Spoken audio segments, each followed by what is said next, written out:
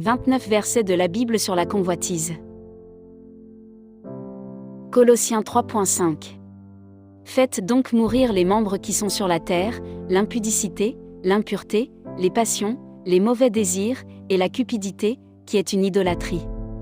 Luc 12.15. Puis il leur dit, gardez-vous avec soin de toute avarice, car la vie d'un homme ne dépend pas de ses biens, fût-il dans l'abondance. Éphésiens 5.3. Que l'impudicité, qu'aucune espèce d'impureté, et que la cupidité, ne soit pas même nommée parmi vous, ainsi qu'il convient à des saints. Hébreux 13.5. Ne vous livrez pas à l'amour de l'argent, contentez-vous de ce que vous avez, car Dieu lui-même a dit, je ne te délaisserai point, et je ne t'abandonnerai point. Romains 7.7. Que dirons-nous donc? La loi est-elle péché? Loin de là. Mais je n'ai connu le péché que par la loi. Car je n'aurais pas connu la convoitise, si la loi n'eût dit, tu ne convoiteras point. Romains 1.29.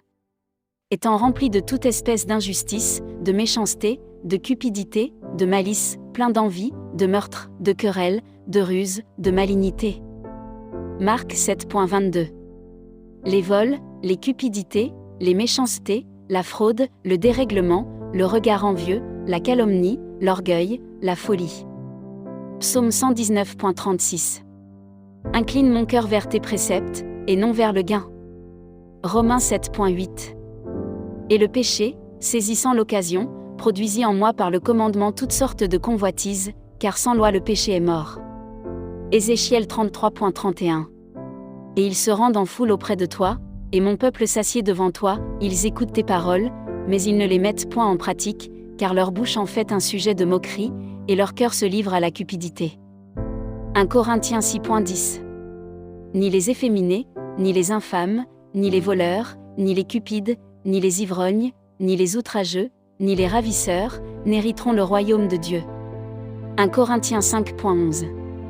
Maintenant, ce que je vous ai écrit, c'est de ne pas avoir des relations avec quelqu'un qui, se nommant frère, est impudique, ou cupide, ou idolâtre, ou outrageux, ou ivrogne, ou ravisseur, de ne pas même manger avec un tel homme. Éphésiens 5.5.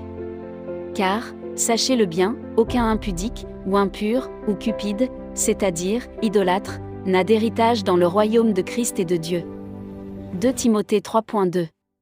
Car les hommes seront égoïstes, amis de l'argent, fanfarons, hautains, blasphémateurs, rebelles à leurs parents, ingrats, irréligieux. 2 Pierre 2.3. Par cupidité, ils trafiqueront de vous au moyen de paroles trompeuses, eux que menace depuis longtemps la condamnation, et dont la ruine ne sommeille point. Jérémie 22.17.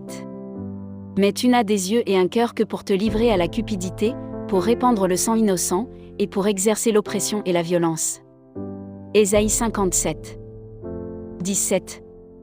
À cause de son avidité coupable, je me suis irrité et je l'ai frappé, je me suis caché dans mon indignation, et le rebelle a suivi le chemin de son cœur. 2 Pierre 2.14. Ils ont les yeux pleins d'adultère et insatiables de péché, ils amorcent les âmes mal affermies, ils ont le cœur exercé à la cupidité, ce sont des enfants de malédiction. Jérémie 6.13.